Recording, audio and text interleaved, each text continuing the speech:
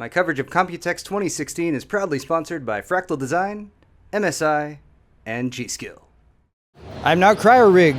Guys, have you heard of Cryorig? They make these things behind us right here. Look, CPU coolers.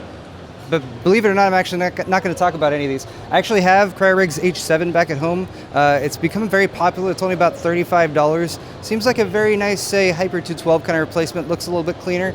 And I'm going to be testing that out very soon. But you know what? Let's not even talk about these because Cryorig has some new chassis. So this case is called the Ola, just like in Spanish. Hello. So this one is currently sporting kind of a wood finish on the front. They're making this to fit into a home theater environment, and they were inspired a little bit by the Mac Pro. Now, say what you will about the Mac Pro and Mac in general, they do some pretty damn good design work. So it would be nice if you could, say, build your own custom PC and something similar to that. That's kind of what Cryorig had in mind. So they made this chassis. This is kind of the open version of it. So you can see in the front, it fits a Mini-ITX motherboard. At the top, it has some ventilation. There's a 140 millimeter fan that will exhaust the air out the top, very much in the similar way that the Mac Pro does. Below that, we have space for a 3.5 inch as well as a 2.5 inch drive. And then below that, or behind that, you have a standard SFX power supply, so we'll accept those. Around on the back, there's your full-size graphics card. It's currently sporting a GTX 1080, so it should be able to support just about any GPU up to about 10.5, 11 inches, which is very nice. They've even taken some special considerations for, say, cable management. For instance, your I/O is going to be at the top right here. They've put some special little hooks going down the side so you can route those at the bottom and give yourself a very clean experience, especially if you're going to have this in a home theater environment. They're saying this could work as a home theater. I think that would work. I think as a desktop too. It would look pretty nice. It's got a fairly small footprint, being cylindrical, of course.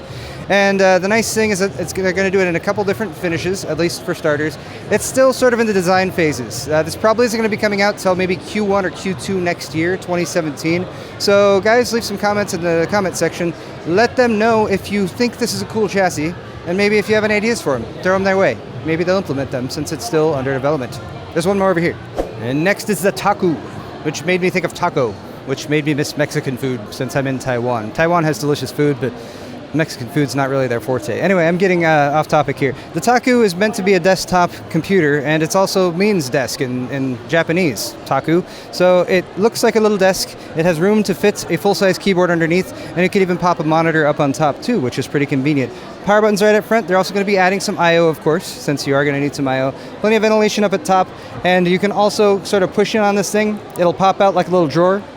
And whereas this one is wired up so I can't pull it out too far, you can sort of bring that all the way out so you can work on your system. Up here they have sort of an open one so you can see how it's laid out inside. So again, Mini-ITX form factor. They've got a riser card here for a graphics card. Right now I believe that's a Nano in there, but it looks like you got a decent amount of length for longer graphics cards as well. Over here you have a mount for a 3.5 inch and a 2.5 inch drive. Again, small or SFX power supply compatibility. And again, a very sort of Mac looking look.